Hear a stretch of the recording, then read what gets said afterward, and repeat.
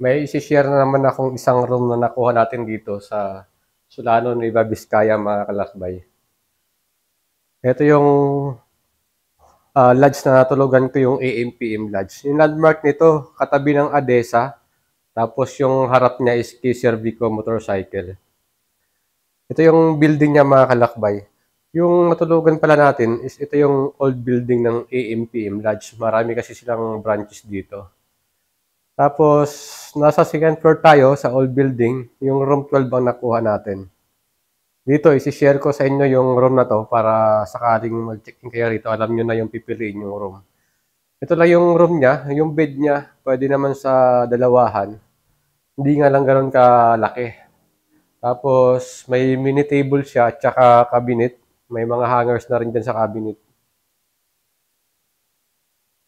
Ito yung kabuuan ng room, air condition, tapos may flat screen TV. Yung CR naman niya, malinis naman, mga kalakbay, hindi rin siya ganun kalaki.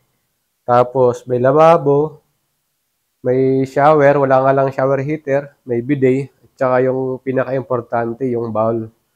Malinis naman at saka may flush din yung bowl nila. So dito, may malawak na parking, may free wifi, may restaurant, tapos